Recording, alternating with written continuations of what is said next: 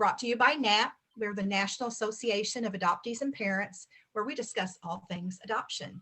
I'm your host, Marcie Keithley, along with Pam Krosky and Jennifer Falsing in the Zoom room that are going to be helping out. And we're really glad to have so many of you on this evening, and some of you new ones back again tonight. I see Eileen Abrams is back with us again. So hello to Eileen. Hi. And if you haven't placed yourself on mute, if you would do so at this time, we would really appreciate it. Also, feel free to blow the chat room up with saying hello to others and letting us know where you're from. If you're joining us for the very first time, Jennifer, can you help me out there? I will have to stop Daryn's screen share. And by the way, Daryn, there's someone else in the room as you, so that might have been your problem. Oh, okay. No, that wasn't the problem. It was Okay. just that the AKA account was set to Daryn because he was the last person. Okay. Oh, I fixed that. I'm sorry, Trying Marcie. to log in or No, something. it's cool. There you It's go. all good.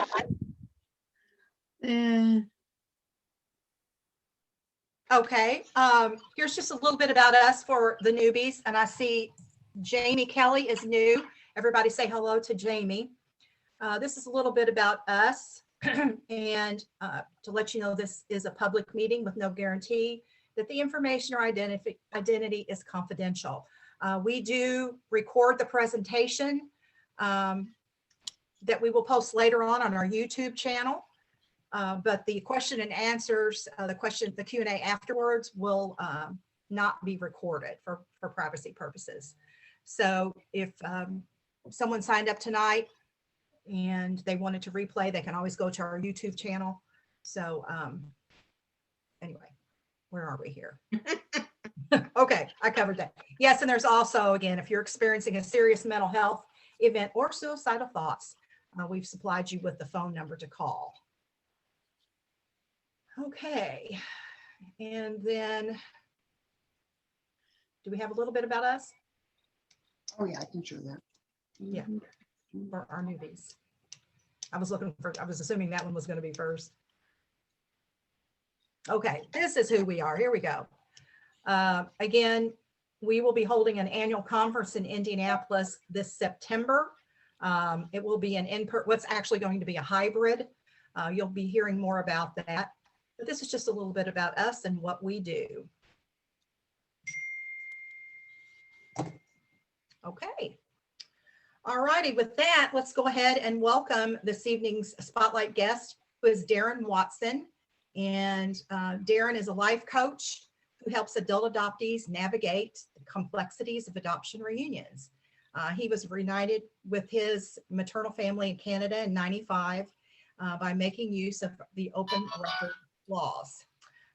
He is a contributing author to the Adoptee Survival Guide and Adult Adoptee Anthology. And he can be reached on his website, adoptionreunioncoaching.com. So I'm real excited to chat with Daryn tonight and find out all about his coaching business with adult adoptees and how he's helping people across the globe. So welcome, Daryn. Thank you. Let's see. Okay. Trying to get my screen share up again.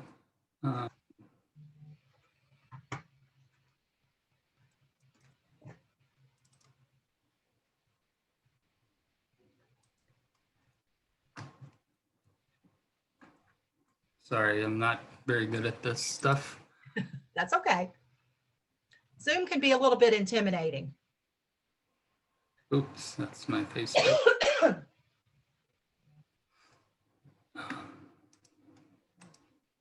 There you go.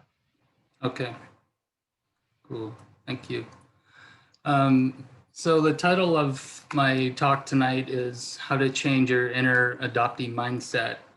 And I'm gonna also go over my reunion story and do some things to incorporate with mindset, and also talk to other people in the audience and see how this can relate to them. So I'm Daryn Watson. I'm a reunited adoptee from 1995. I met my maternal family in Canada, and I'm also a life coach for adult adoptees in Reunion. I contributed to the Adoptee Survival Guide and adult adoptee anthology, Flip the Script. Lynn Grubb graciously invited me to contribute to the Adoptee Survival Guide, and that was my beginning of writing about adoption. And so my reunion journey started when I turned 24. My adoptive mom, she gave me a copy of Betty Jean Lifton's book, Journey of the Adopted Self. And I looked at the book, and she wrote in there giving me support, and she wanted me to have peace and love on my journey in life. And I was too scared to read the book, even with that support. I don't know if anybody else felt that way. If you do, I understand the fear. It's kind of intimidating. And so I just put the book aside. And when I turned 25, I decided to start reading the book. And as soon as I started reading, I really felt a big connection with the book, and it related a lot of things of what Betty Jean Lifton wrote about. And it was shortly after then I decided to start searching actively for my birth mother.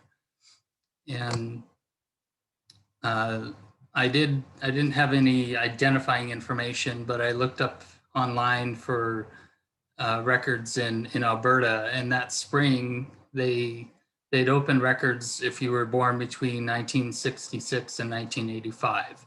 So I was in that range where they were opening identifying information for adoptees in Alberta. And so I wrote the government in 1995 in August, and on October 2nd, I received a big envelope, or it was a tall, thin manila envelope from the vital statistics in Alberta. And so I was on my way to a search and a search support meeting that Adoption Knowledge Affiliates had at the time. And so I went to the meeting. There were a couple of founders from the group, Nancy Johnson, Bob Pennybacker, and there was a lady named Dee Brown that was a search angel. So when I got to the meeting, I opened the envelope, saw my birth name, and it was Lyle Richard Campion. And I knew Lyle was my first name from my adoption records, but I didn't know the rest of it. So I remember staring at the envelope and just, or actually my name, and just trying to absorb, who was this person that was relinquished? Where did I come from? So Dee offered to put my information on some search websites on the internet. And I was very skeptical, but I didn't know very much about the internet at the time. And I thought, well, this isn't going to work, but I thought, why not? So she put the information on some search sites for adoptees. And then that Saturday, I was at home in my room, and I was really obsessing about this. I wanted to get some answers. And so I decided to call information in Alberta for people with the last name of Campion in the town I was born, which is Hanna, Alberta. That's the home of Lanny McDonald, the former high school or Hall of Fame hockey player in the NHL, and also the hometown of Nickelback, the rock band. Some people like them, some don't, but this is well before Nickelback was formed. So I got 3 phone numbers, and I wrote them all down, and I just stared at them. And I wanted to call, but I was just terrified. And the fear of rejection really started to surface with me for the first time in a conscious way. And so I journaled about it and I prayed, and the message was to wait. And I kept thinking, God, are you sure you want me to wait? I don't get this, but I had some trust in God about this matter, so I decided to wait. 2 days later was Thanksgiving Day in Canada, and I got a call that evening from Search Angel in Winnipeg, Manitoba, and it was a gentleman named Roy Kading, and he was a retired adoptee, or an adoptee who was retired from his job, and he helped find adoptees with their searches, find their birth families. And he said, I found your birth mother and left her a message, but don't get your hopes up. And I thought, well, that's going to be hard to not get my hopes up, because I was just that one more step closer to having contact.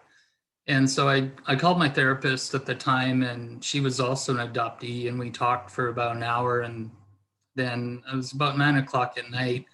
I made dinner and I was getting ready for bed, and then the phone rang, and it was my birth mother on the phone. And the first thing she said to me, "Hi, Daryn, this is your real mother." And I was just ecstatic. I started screaming, "Oh my God, oh my God," and I just started crying, and she was crying too, and we just started talking. And our phone call lasted about 90 minutes. And my birth mother, fortunately, she gave me my birth father's name right away, told me the situation, why I was adopted. She was barely 16 when I was born, and her father was very abusive. So she was determined to keep me until she was 7 months pregnant, and then her doctor convinced her that it wasn't a good situation to raise a baby with her abusive father in the house. And so she made the very tough decision to relinquish me. And my birth father is actually a third cousin of hers, and so she told me she was going to contact him. And her husband knew about me, my birth mother's husband, but her other two sons didn't know about me, my younger half brothers.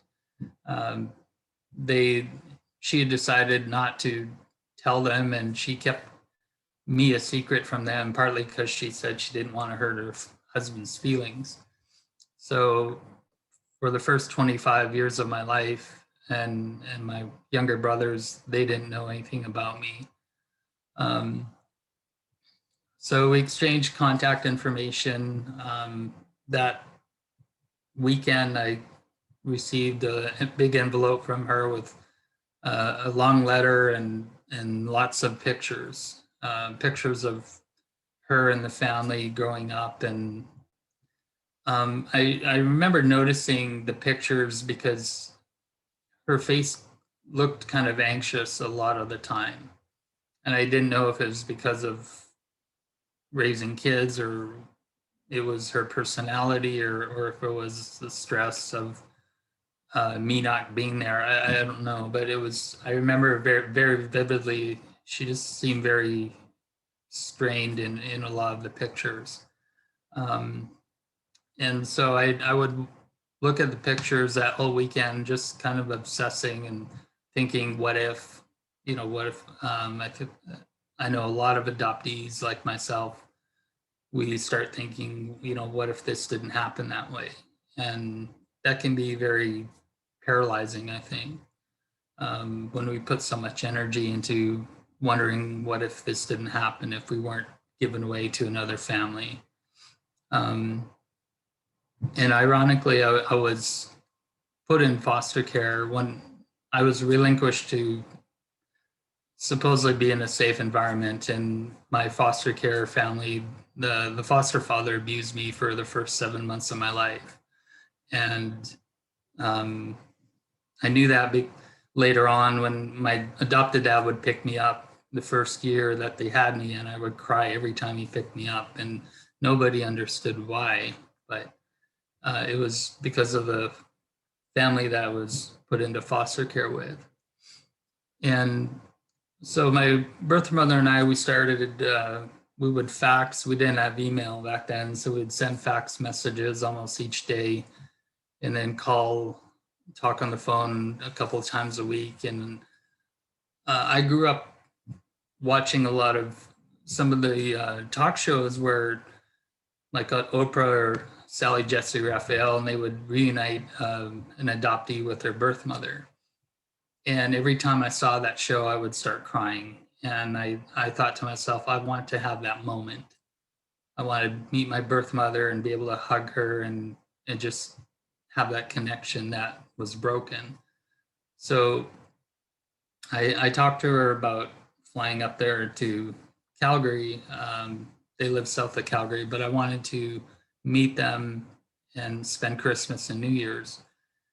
And she talked it over with her family, and they agreed to it. My parents were kind of hesitant, but they decided to support me. So on December 21st that year, I flew to Calgary. I got there in the evening, and she was waiting for me outside of customs, and we hugged for the first time. And I made her wait to hug me because I wanted to take a picture of what she looked like right before we hugged, and she was all happy. And we went and got pizza, and then we stayed in a hotel with adjoining rooms so that we could kind of get to know each other.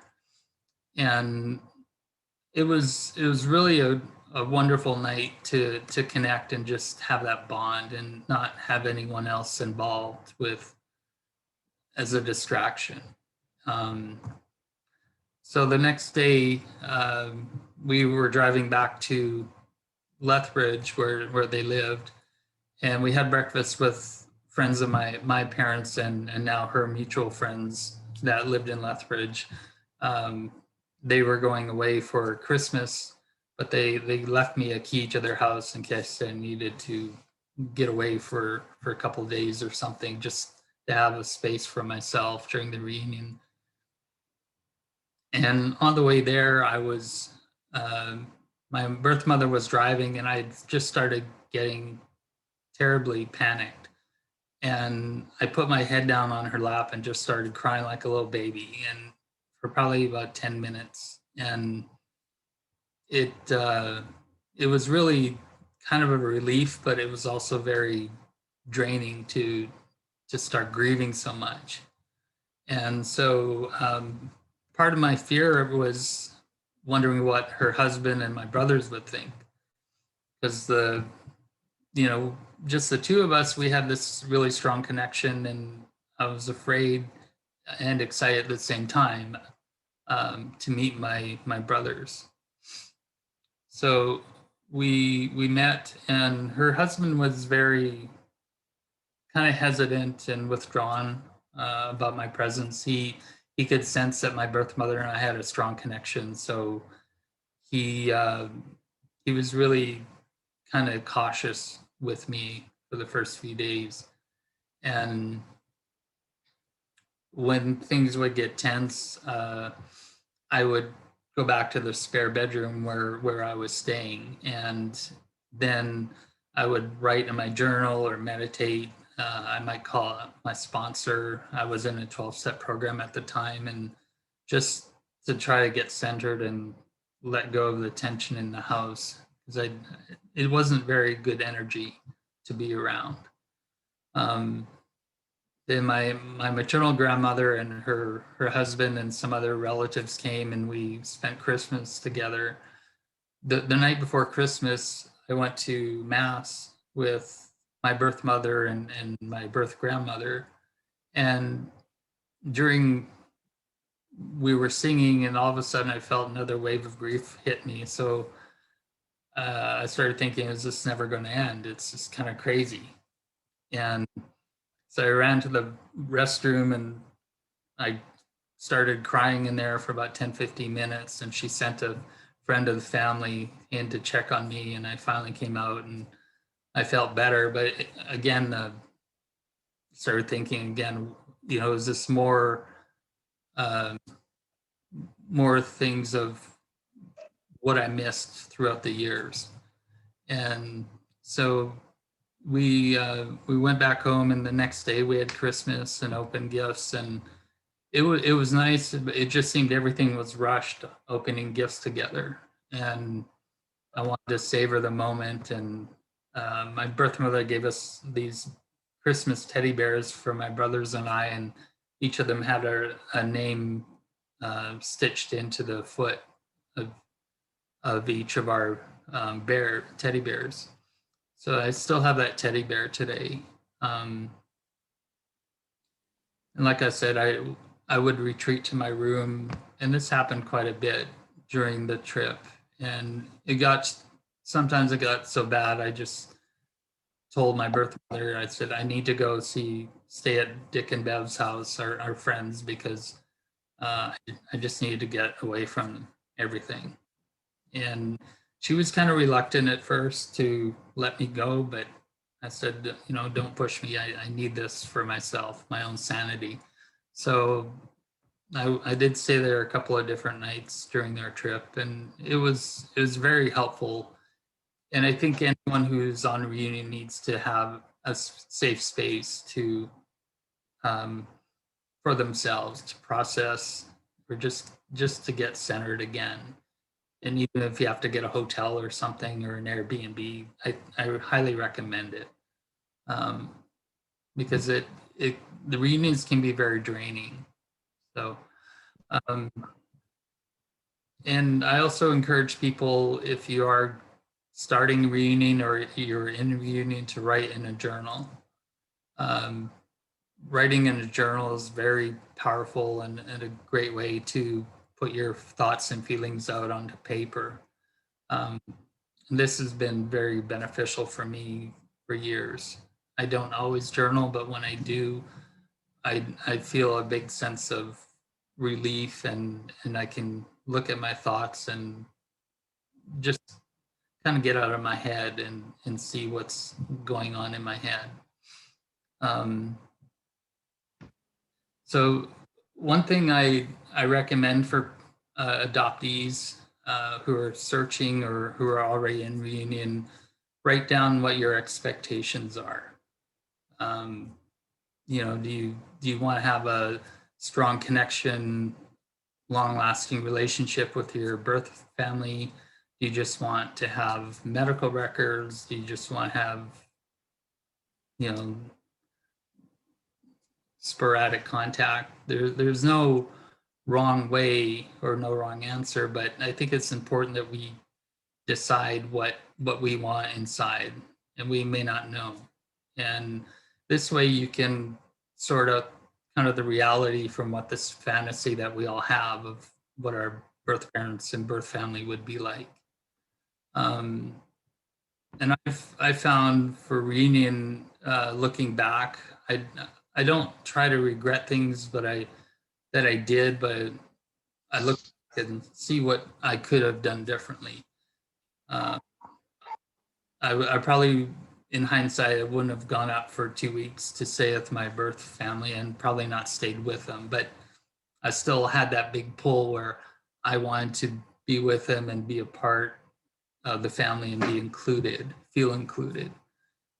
And so I think these are very helpful things to write down for yourself, and to just see what's going on in your head, and see if your fantasy, if it's really realistic, or what you could think about for a new reality, what the relationship could be. So after I came back in early January from Canada, and I fell into a huge depression. I was going to school, and at college, and I just couldn't function. And this went on for several months. And even though I was going to my 12-step group, I was still isolating a lot. And I finally decided to find a therapist. And ironically, there was another guy in the 12-step group that I attended. I didn't like him very much, but he had told me he called this therapist, said to put his card on the bulletin board. So I thought, well, if the therapist could help this guy, then I might as well give the guy a call and see what can happen. Because I really needed some help back then. So I started going to therapy, and my therapist, he would tell me, you know, a lot of, he wasn't adoptee trained, but he said a lot of what you're going through is also from your family growing up. And I didn't believe him at the time, but over time, I did see what his point was. But I thought it would have been helpful if he had been trained on adoption issues more. But he did help me process my feelings very well, and I really needed that space to do that. The next year in December, my birth mother and her husband visited before Christmas, and actually during that trip, her husband and I went out for breakfast, and we sorted out our differences. And he had been feeling very threatened when I was there the year before, because I would walk around holding hands with my birth mother, and people would comment, you know, oh, she's got a new boyfriend or something. And it really upset him. And I felt horrible for how he felt. He didn't deserve that. And I apologized to him for what he was going through. And so we managed to work things out, and that was a really helpful thing. That spring, I met a woman named Jill playing volleyball, and started spending a lot of time with Jill. We were just friends, but my birth mother wrote me, and she said, well, you know, you're not spending much time with me or writing me. And this was me starting to come out of the honeymoon phase. And it was kind of the point where our relationship started to transition. And I realized that at the time, you know, she's not going to be a mother to me. She just can't fit that. And so when I would write her letters after that, I used to write her name and then mom I would put in brackets, and then I stopped doing that. It didn't feel comfortable. And needless to say, that was very, she felt demoted is how she put it, because I wouldn't call her mom anymore, at least in the letters. And I felt bad for how I handled that. You know, I probably could have talked to her more, but it was just me starting to find my own identity within the reunion. Excuse me. So I visited a couple more times between then and 2001, and I started thinking, you know, I might move back to Canada and live close to them, because I was getting along better with my maternal family. And privately, she didn't want me to move up there. I think it was too traumatic for her, and she at one point said, you know, this will be too much backlash on me. And that puzzled me, because I thought she would be happy if I moved up there, but it started to show me, I started to wake up to a bit of her narcissism. And so that summer we went to British Columbia. She met my grandparents on my adoptive side, and I met some more relatives as well. And we had a good trip. And then we got in a fight on the airplane flying back to Calgary. And work things out, but it was, things could get choppy between us. And the next year she came down to my wedding with my wife, Christine, and she brought my son from Calgary as well. And it was going really well. I thought I didn't see them much that weekend because it was just kind of chaotic, but I was glad that they were able to attend, and I was grateful they brought my son and took care of him for the most part. So, and after that, our reunion just started changing. My birth mother would send me angry emails or letters and just accuse me of things that just were not realistic or true. I remember one time she sent a letter, and my wife was out of town that weekend, and I spent the whole weekend just fretting about opening that envelope because I just knew there wouldn't be very good things to read in there. And I remember she wrote 9 things and accused me of doing 9 things about lying and stuff. And I'm like, good God, and 2 of them were possibly true. So I just started to distance myself from her. I wouldn't contact her as much, and just emotionally detached because I wasn't getting much out of the relationship emotionally. It wasn't positive anymore. And so this kind of went on for several years. We'd take a few months break, things like that, and then reconnect. But I was always kind of cautious having contact with her. So fast forward a few years, that spring I decided I want to meet my paternal family. My birth father had still never contacted me, even though I'd written him a couple of times. But so I searched on Facebook and found 3 brothers with the same paternal name, and I sent a friend request to my brother Aaron, and he asked me how we knew each other, and I said, well, here's the story. My birth mother and our dad hooked up one night, and I'm the product of it. So he accepted me as my friend request, and he said, well, strange things have happened in our family, so this isn't out of the realm of possibility. And a couple years later, we met in Red Deer, Alberta, which is halfway between Edmonton and Calgary.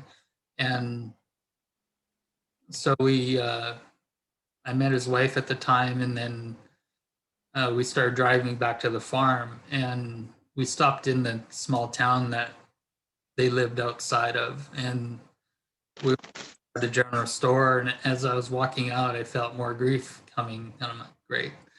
So he got in the passenger door. I opened my door and I knelt down beside the car and I said, I need a minute. I just started crying, and he was very compassionate, and he said, I can't believe what you're going through. It's okay. And so after a couple minutes, the grief passed, and I drove him back to the farm and said goodbye to him. And we only spent 3 hours together, but I felt such a connection to him more than any other sibling I'd ever met before, even my maternal brothers. So we stayed in touch, and to this day, we have a good connection. In 2012, my adoptive mom was diagnosed with pancreatic cancer. And during this time, my birth mother and I were not talking. She wanted to break things off. And we took a 2-year hiatus. And then on our anniversary reunion, she messaged me, and we talked near the end of October that year, and for about an hour. And my mom, my adopted mom, didn't want me to mention anything about her cancer to my birth mother. So 6 days after I talked to my birth mother, my mother passed away from complications from pancreatic cancer. And it was just very devastating to us. My wife and I, my son, I had to call him, and I called his mom and told him what happened. And my son and his siblings and their mom were very, very attached to my adoptive mom. And that was really challenging to do, to tell them. They came down for the memorial, and it was really good way to show support. And when I was after the memorial, my son's mother told me, she said, "You can come up and stay with us at Christmas." And that was really a very nice gesture of her, and that's what I did. And during that trip, I saw my birth mother for breakfast, and we spent about 2 hours together.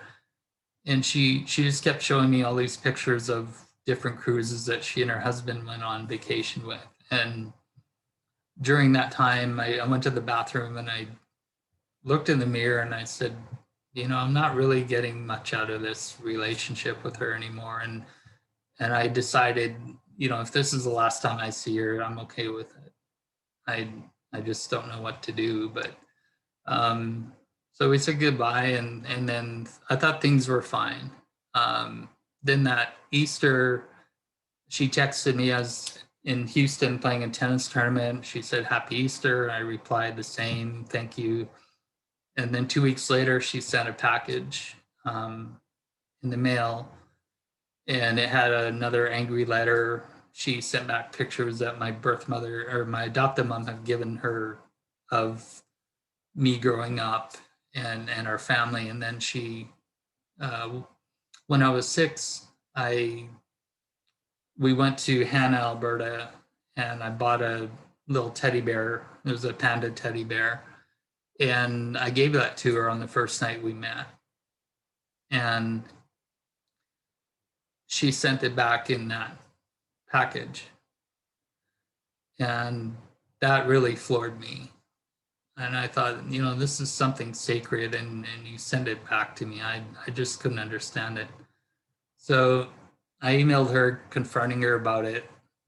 And I said, that's really heartless and one of the worst things that a birth mother could do to an adoptee.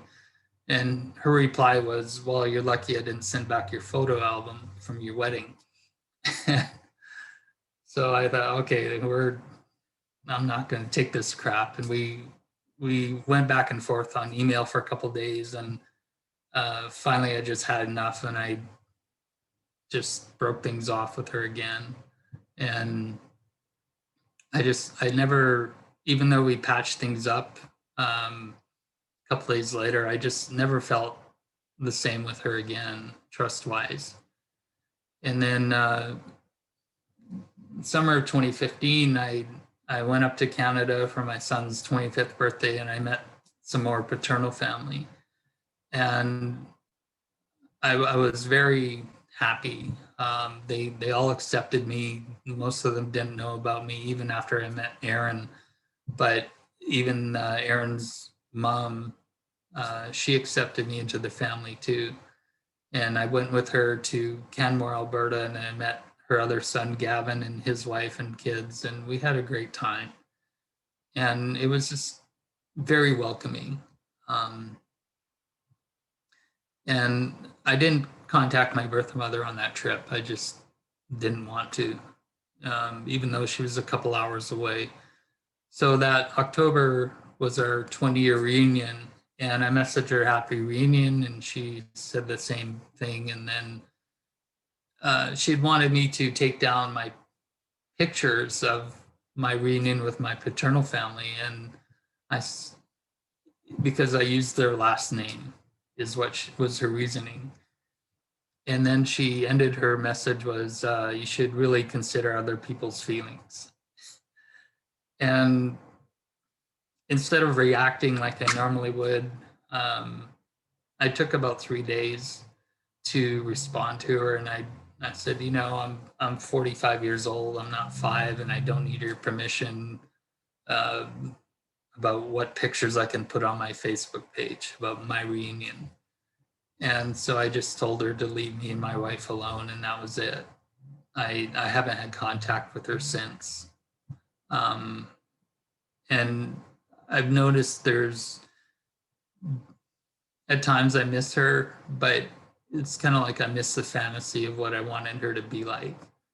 And I realized she just can't be that way. And it was affecting my marriage, having her in my life. So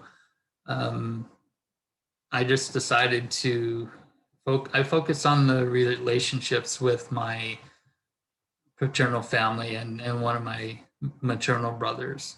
And just, I think it's healthier for me and just any adoptee in general to focus on the relationships in your biological families that are going to accept you.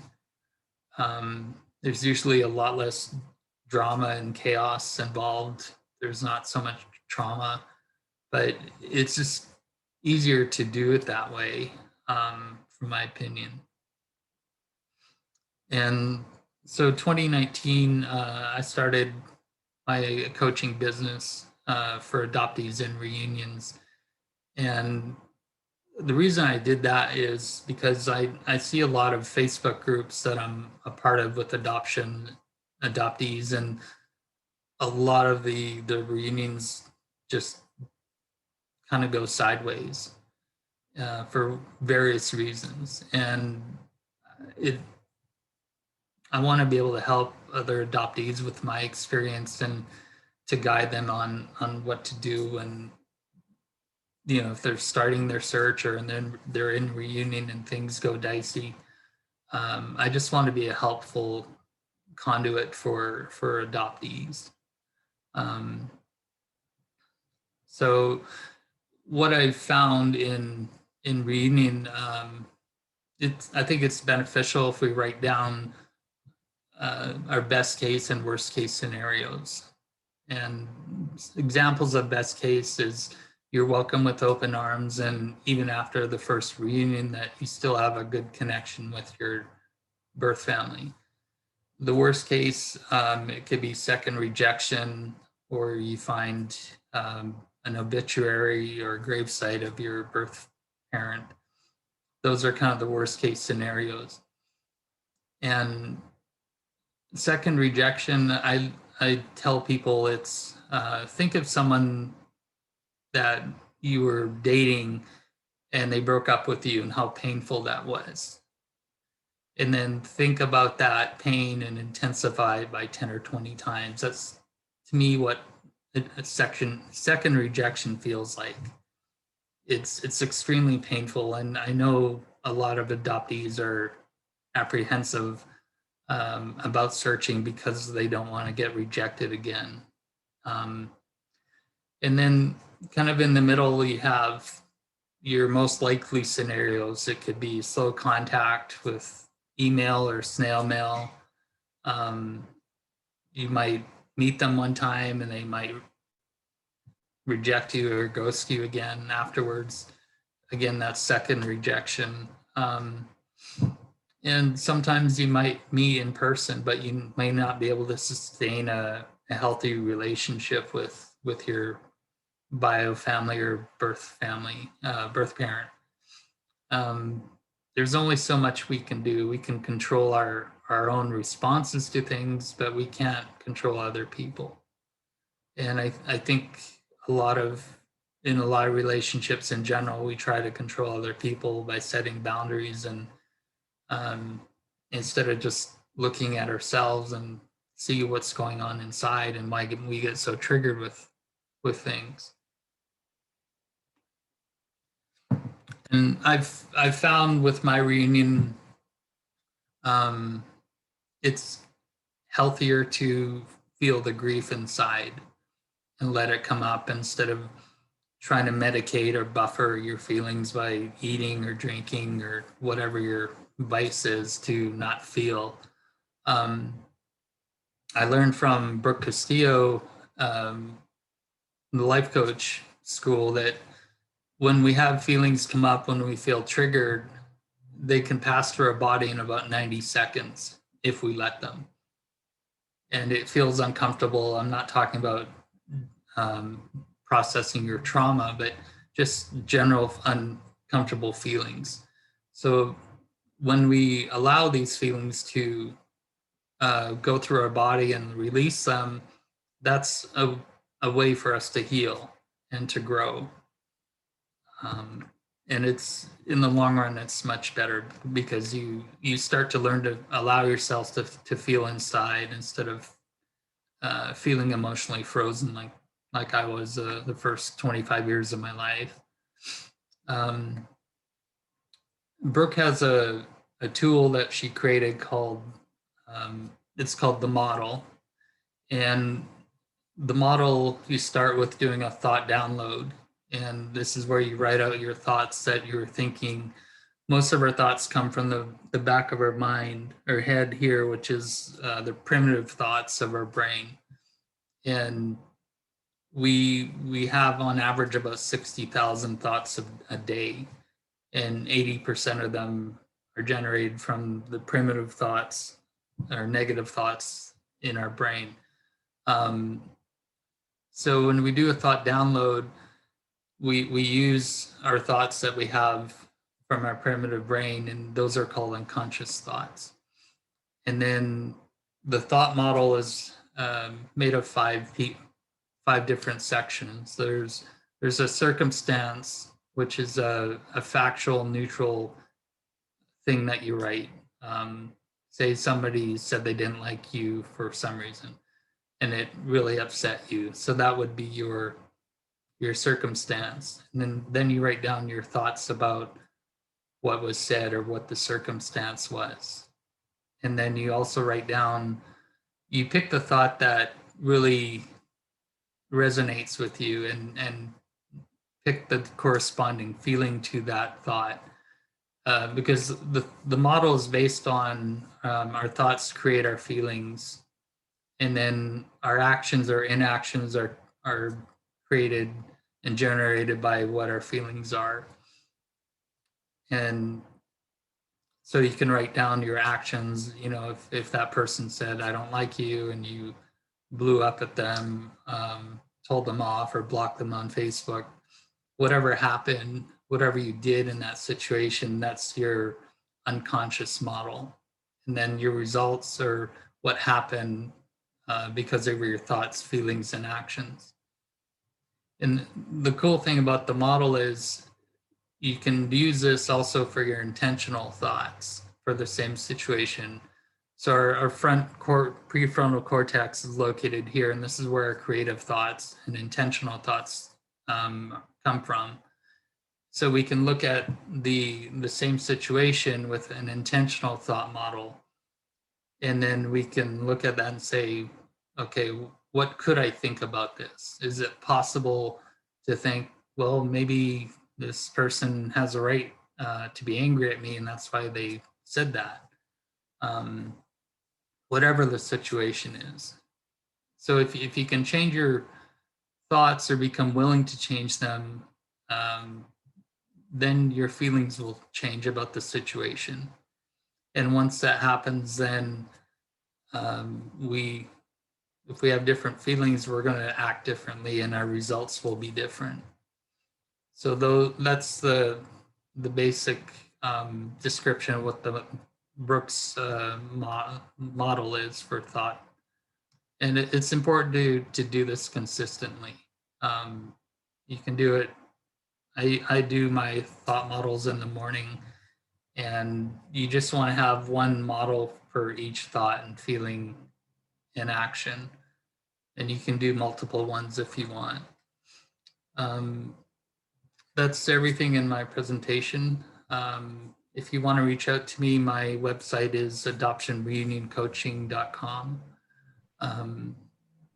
So I'm thankful for everyone showing up today. If you have any questions, please let me know. Yes, at this time, we're going to go ahead and open it up to questions and stop the recording. But I did want to, thank you, Daryn, for your presentation this evening. Appreciate so much that you shared your story with all of us. It's so important.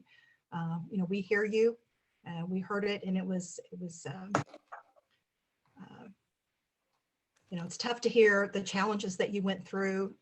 But I think many of us that are in reunion, just as you had laid it out, go through that honeymoon period and then challenges set in. So kudos to you for seeking help and the work that you're doing in the community, the adoption community with your coaching. I'm a big believer in Brooke's coaching model as well. So I do the same thing you do in the morning. So I'm a big fan of hers. So it is very, very helpful. So, but thank you for that. I just wanted to personally lead out with that. And one other comment I'd like to make really quick. Tina Brown, if you take yourself off of mute, you wrote something in the chat bar that I thought was really very, very important. That, are you with us still, Tina? I'm here. So I'm sorry. Yes, just. Yes, about being aware about being educated, and not everyone has done their homework before they go into reunion. You want to start off by chatting about that? Sure. So, I mean, first off, I just want to thank Daryn for sharing, and also his transparency about his emotions. I feel like that's such an unexpected reaction coming from the adoptee perspective that continues on in so many different layers and ways as you go through the process of whatever your journey is. And so for me personally, I've really had to focus on, I can only work on myself. And if someone's not ready, it's not the right time for them, or perhaps they're still stuck in the trauma. It may never happen, or I might be getting a lot of that hurt back at me because they haven't dealt with it. So it's it's really complicated. And so I have to really focus on, do I feel safe? Can I trust? Like those things that I feel as a human being, we all have rights to be treated that way. So I appreciate when you're talking about meeting your brother and you just kind of told him, I need a minute. And the reaction response allowed you to have that minute, right? And so to me, that speaks huge in your actions are following your words, because I think sometimes in reunion, there's a lot of words and there's no action. And as an adoptee, like we're like laser focused on that stuff, right? Yeah. So